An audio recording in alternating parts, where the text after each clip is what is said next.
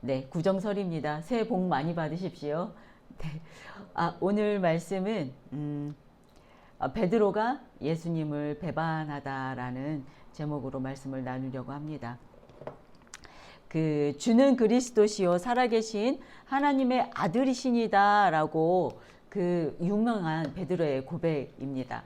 그는 예수님의 칭찬을 받았습니다. 바요나 시모나 내가 복이 있도다. 이를 내게 알게 하시는 이는 혈육이 아니요 하늘에 계신 내 아버지시니다. 너는 베드로라. 내가 이 반석 위에 내 교회를 세우리니 음부의 권세가 너를 이기지 못하리라. 이렇게 말씀을 하셨습니다.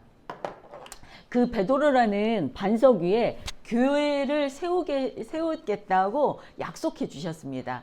정말 수제자다운 베드로의 모습이었는데요.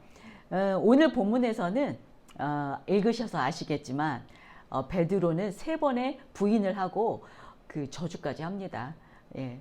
두려움에 사로잡혀서 인간의 약점을 그대로 드러내고 맙니다. 죄와 실패의 아이콘이 되었습니다.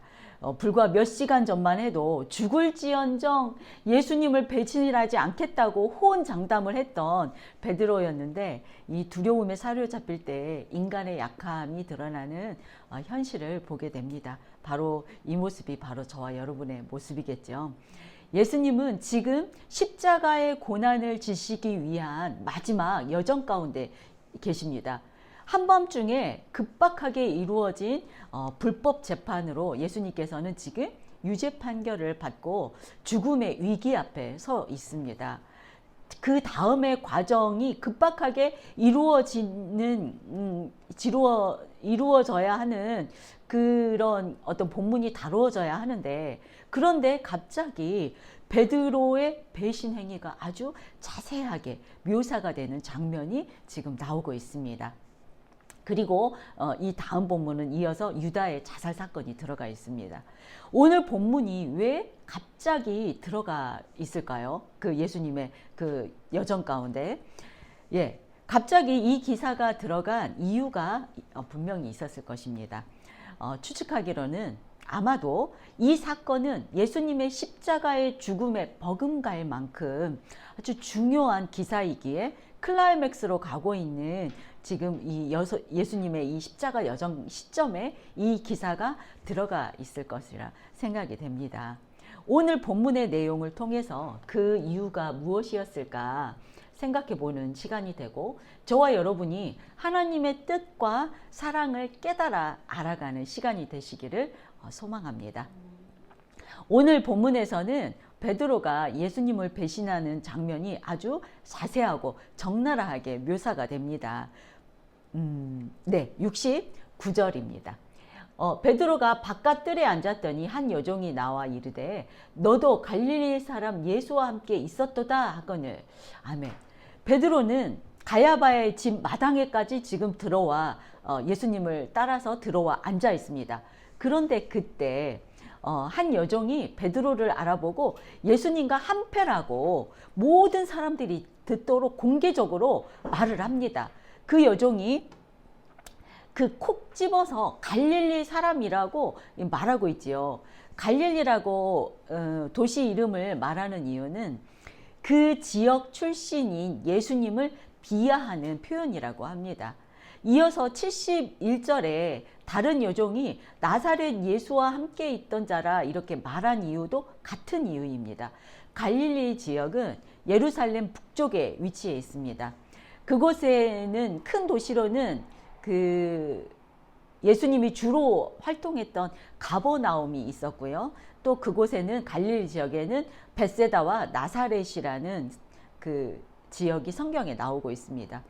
빌립이 나다나엘을 그 예수님께 소개할 때 나다나엘이 그랬지요.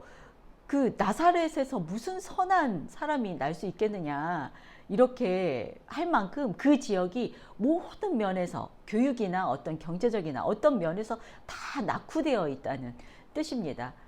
그 지역 출신이라는 것만으로도 그 출신 성분이 비천한 사람이라는 뜻이 되지 않을까 싶습니다. 그만큼 이곳 예루살렘에서는 나사렛 예수라는 그 것만으로도 예수님이 조롱거리와 어떤 배척의 대상이었던 것입니다. 나사렛 예수는 그들에게는 예루살렘 지역 그들에게는 조롱과 멸시의 말이었지만 믿고 있는 저와 여러분에게는 지금은 생명과 소망의 말이 되었습니다. 믿음이 있느냐 없느냐에 따라서 조롱의 단어가 되기도 하고 생명의 단어가 되어지기도 하네요. 이어지는 베드로의 대답을 보겠습니다. 70절입니다. 베드로가 모든 사람 앞에서 부인하여 이르되 나는 내가 무슨 말을 하는지 알지 못하겠노라 하며 아멘. 예, 베드로도 지금 그 여종과 함께 모든 사람 앞에서 공개적으로 말하고 있습니다. 네가 무슨 말을 하는지 나는 알지 못하겠다. 내가 하는 말이 무슨 말인지 나는 모르겠다고 지금 발뺌을 하고 있습니다. 요즘 말로 하면은 모로세입니다. 예, 베드로는 나는 모르겠다고 부인했지만 지금 들킬까봐 불안한 마음에 자리를 피해서 앞문까지 나갑니다. 71절입니다. 앞문까지 나아가니 다른 여종이 그를 보고 거기 있는 사람들에게 말하되 이 사람은 나사렛 예수와 함께 있었도다 하매 아멘. 여차하면 얼른 도망가기 위해서 앞문까지 왔지만 지금 다른 여종이 또 알아보고 이 사람은 나사렛 예수와 함께 있던 사람이라고 또 사람들에게 말합니다. 그러자 베드로는 다시 한번 나는 모른다고 말하는데요. 이번에는 맹세까지 하며 부인합니다. 72절입니다. 베드로가 맹세하고 또 부인하여 이르되 나는 그 사람을 알지 못하노라 하더라. 아멘. 이번에는 예수님을 3인칭의로 그 사람이라는 표현을 써서 자신이 그동안 3년 동안 함께했던 주님을 부인합니다. 나는 그 사람을 알지 못하노라. 어디서 많이 들어본 말 같지 않습니까? 예수님께서 하신 말씀 중에 비유로 하신 말씀 중에 내가 너희를 도무지 알지 못하겠노라 이 말씀 생각 안 나십니까? 예, 예수님이 마지막 심판 때에 자신과 상관없는 사람들에게 하시겠다는 말씀입니다. 우리가 다른 사람들 앞에서 주님을 모른다 하면은 예수님도 하나님 앞에서 우리를 시인하지 않으실 것이라는 말씀입니다. 오늘날 우리의 삶의 현장에서 지금 베드로와 같은 위급한 상황은 아닐지라도 직장이나 다른 어떤 그리스도인들에게 적대적인 상황에서 그리스도인이 아닌 척할 수도 있고 또 그리스도인을 부인하는데 굴복할 수 있는 상황에 처한 사람들은 아마 저와 여러분 가운데 많이 있을 것입니다. 그 현장에 살고 있는 저와 여러분에게 주는 예수님의 경종의 말씀이 되시기를 주님의 이름으로 축원드립니다. 아멘. 73절입니다. 조금 후에 곁에 섰던 사람들이 나와 베드로에게 이르되 너도 진실로 그 도당이라 내 말소리가 너를 표명한다 하거늘. 아멘. 예. 그래도 베드로가 대단한 것은 두 번이나 들킬 위기에 처하면은 그 자리를 피해서 도망할 법도 한데 계속 그 자리에 머물러 있습니다. 그래도 예, 인간다운 우리 수제자다운 베드로입니다. 조금 후에라는 표현은 다른 복음서에서는 1시간 정도의 시간이 흐른 후라고 나옵니다. 1시간 정도 후에 그들은 베드로의 말소리를 듣고 서로 의논해서 본 결과 여러 사람이 베드로에게 몰려와서 너의 말투를 들어보니 내가 갈릴리 사람이 맞으므로 너는 분명히 그와 한패거리가 맞다고 말하고 있습니다. 베드로가 2번 부인하는 말소리를 들어보니 갈릴리 지역에 특유의 억양이 있었던 모양입니다. 우리는 그 억양을 알 수는 없지만 그 사람들은 아는가 봅니다. 우리가 경상도 분들이 이렇게 말하는 소리를 들으면 우리는 모두 다 아는 것처럼 예, 그 지역의 말투의 특유의 말투를 보고 그 사람들은 다 알고 있었던 것입니다. 이제는 정말 다 들통이 나서 베드로는 지금 덜컥 겁이 나와 있는 상황입니다. 베드로가 뭐라 대답할까요? 74절입니다. 그가 저주하여 맹세하며 이르되 나는 그 사람을 알지 못하노라 하니 곧 닭이 울더라. 아멘. 그가 저주하여 맹세하여 이르되, 여기에서 저주했다는 것은 예수님을 저주했다는 것이 아니라 자기 자신을 저주했다는 뜻입니다. 뭐 예수님을 저주하지 않았으니 불행 중 다행이라고 해야 할지도 모르겠지만, 아무튼 저주까지 하면서 부인합니다. 예를 들면은 이 자신을 저주했다는 말이 뭐냐면, 내가 정말 그런 일을 했으면 내 손에 장을 지진다, 이런 뜻의 이런 유의 말입니다. 자신의 거짓말을 진짜로 만들기 위한 어거지 맹세 같은 그런 말이지요. 그래서 베드로가 여기서 저주하며 맹세한다는 그 말의 의미는 자신이 하는 말이 틀리다면은 자신에게 저주가 임할 것이라는 이런 맹세의 말이라고 합니다. 베드로가 이 세 번째, 나는 그 사람을 알지 못한다고 다시 한번 부인을 하자 닭이 웁니다. 여기에서 닭이 우는 것은 실제 닭이 우는 것일 수도 있고 영적으로 깨우는 소리를 뜻한다고도 합니다. 시간적인 것을 알려주는 닭의 울음이 아니라 베드로의 어떤 수치스러운 배신의 현장을 더 부각시키기 위한 장치라고 합니다. 이 닭의 울음소리로 인해서 베드로는 예수님께서 몇 시간 전에 말씀하셨던 닭이 3번 울기 전에 내가 나를 3번 부인하리라, 그 말이 생각나서 베드로를 일깨우게 합니다. 75절입니다. 이에 베드로가 예수님의 말씀에 닭 울기 전에 내가 3번 나를 부인하리라 하심이 생각나서 밖에 나가서 심히 통곡하니라. 아멘. 누가복음에서는 예수님께서 베드로의 이 부인하는 말소리를 재판 도중에 듣고 돌이켜서 베드로를 보시니 베드로와 눈이 마주칩니다. 이때 베드로에는 어떤 심정일까요? 예수님과 눈이 마주칩니다. 어떻게 말로는 표현할 수가 없을 것 같습니다. 심히 통곡하다라는 이 번역은 조금 순화된 번역인 것 같습니다. 실제로 베드로는 자신의 이 연약함과 어리석음을 깨달아지고 죄를 지을 수밖에 없는 자신과 대면하게 되고 자신의 힘으로는 이 어찌할 수 없는 이 비참함을 느꼈을 것 같습니다. 그렇습니다. 그는 지금 창자가 끊어지는 이런 아픔의 통곡을 할 수밖에 없었을 것입니다. 여기에 통곡하다라는 이 동사가 미완료 시제로 쓰여졌습니다. 그의 통곡은 계속 되어진다는 뜻입니다. 그는 자신의 실패의 아픔을 어떻게 보면 두고두고 곱씹으면서 비통해했을 것입니다. 이후로 그렇게 계속해서 베드로의 인생을 이렇게 쓰라린 후회로 그의 인생이 지배되었을 것으로 생각됩니다. 예수님께서 다시 베드로를 찾아와 주실 때까지 아마 그랬을 것입니다. 만약 요한복음 21장에 예수님이 베드로를 다시 찾아와 주지 않았다면 베드로는 어떻게 되었을까요? 하지만 예수님은 우리의 실패의 현장에 찾아와 주시는 분이심을 믿으시기 바랍니다. 아멘. 자, 베드로와 같이 연약한 저와 여러분에게 예수님이 찾아와 주지 않는다면은 우리 인간들은 모두 지옥으로 갈 수밖에 없는 존재들입니다. 그러나 예수님께서 우리의 실패의 현장에 찾아와 주셔서 용서해 주시고 또 다시 불러서 회복시켜 주지 않는다면 우리에게는 희망이 없었을 것입니다.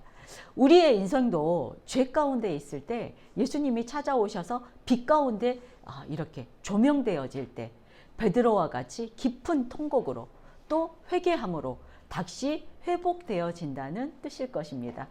우리가 예수님의 조명하심 앞에 회개한다는 것은 그때 하나님의 자녀가 되어진다는 뜻입니다. 이것이 우리의 구원이고 또 성령님이 우리 안에 일하시고 계신다는 뜻이기도 합니다. 성령님은 우리의 죄를 생각나게 하시고 또 회개하게 하십니다. 그리고 하나님의 길로 인도합니다. 회개는 소망의 표징입니다. 저와 여러분에게도 모두 온전한 회개의 영이 임하시기를 예수님의 이름으로 축원드립니다. 네, 저희가 서두에 말씀드린 것처럼 예수님의 재판에 이어져 십자가의 죽음으로 가는 이런 급박한 상황의 전개에 이어져야 하는데 갑자기 중간에 이렇게 베드로의 배신 이야기가 자세하게 설명하는 본문이 왜 삽입되었을까 하는 물음을 드렸습니다. 왜 그랬을까요? 만약 저와 여러분이 베드로와 같은 상황이라면 저와 여러분은 어떻게 했을까요? 예, 아마도 베드로와 같이 배신을 했을 것입니다. 아니, 베드로보다 더 훨씬 못했을 수도 있습니다. 무서워서 다른 제자들처럼 벌써 도망가고 이 예수님의 재판장의 근처에는 아마 오지도 못했을 것입니다. 아마 저 같은 경우는 그랬을 것 같습니다. 이렇게 대단한 예수님의 수제자인 베드로의 실패가 성경에 그대로 기록되어진다는 것은 성경은 일단은 진실하다는 증언이고 또 무엇보다도 우리 인간은 다 거기서 거기로 예수님 없이는 모두 소망이 없는 존재라는 것을 알려주기 위함입니다. 그리고 우리의 연약함으로 인한 실수와 실패의 현장에서 하나님을 만날 기회가 된다는 것을 말하기 위함일 것입니다. 예, 우리가 실천할 수 있는 것보다 더 많은 것으로 약속하시는 하나님의 은혜를 깨닫게 하기 위함일 것입니다. 베드로는 자기 자신을 의지했을 때는 실패하고 넘어졌습니다. 예, 자기는 죽을지언정 예수님을 배신하지 않겠다고 호언장담했습니다. 자신의 힘과 자신의 충성심만으로는 베드로는 죄를 지었습니다.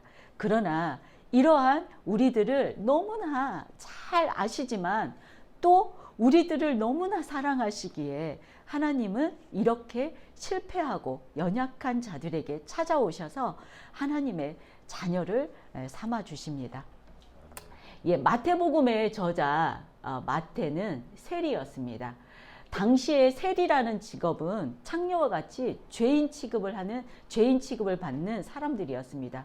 그럼에도 예수님을 만나고 예수님의 제자가 되었지만 자신도 베드로와 같이 배신하고 아마 그 당시에 도망했을 것입니다. 베드로가 죄책감으로 통곡했던 것처럼 다른 제자들도 베드로와 같은 심정으로 이 기사를 기록했을 것입니다. 마가복음 14장에 보면은 예수님이 붙잡히실 때 같은 상황에서 한 청년의 모습이 자세하게 기록되어 있습니다. 제가 읽어드리겠습니다. 한 청년이 벗은 몸에 배 혼니볼을 두르고 예수를 따라오다가 무리에게 잡힘에 배 혼니볼을 버리고 벗은 몸으로 도망하니라. 네, 이것은 지금 마가복음에 있는 그 말씀인데요. 마가가 직접 쓴 자신의 자화상을 묘사하는 모습이라고 합니다. 다른 모든 복음서에 베드로의 부인 기사가 모두 실린 이유는 이렇게 예수님을 배신한 베드로와 그 다른 제자들의 모습이 자신들과 같았음을 고백하고 있지 않을까 하는 생각을 해봅니다. 아마도 하나님 앞에서 우리의 온전하지 못한 모습일 때 하나님 앞에 죄송하고 이 괴로운 마음을 모두 동일시하고 있었던 것 같습니다. 만약 여기에서 멈추고 끝이 났다면 우리에게는 소망은 없었을 것입니다.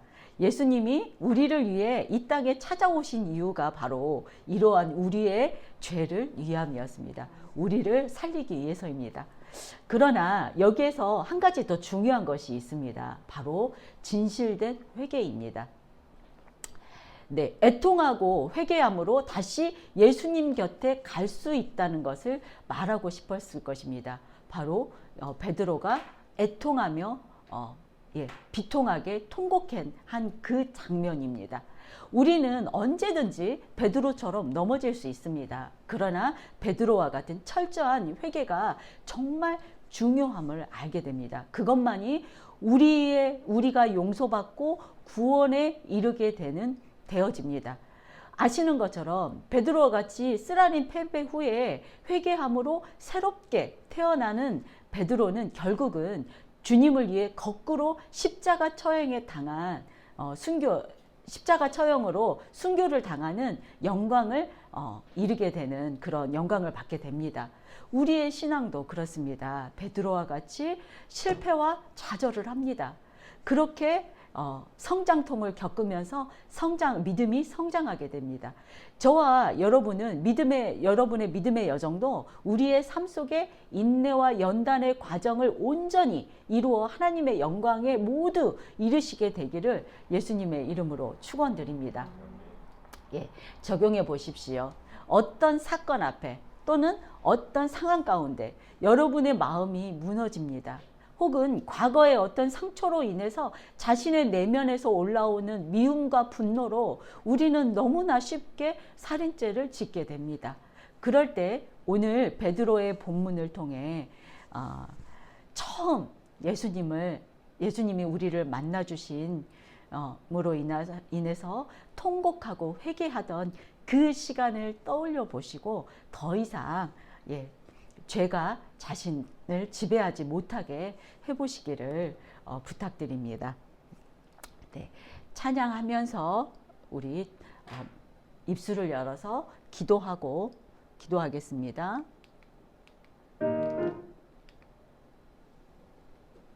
입술 열어서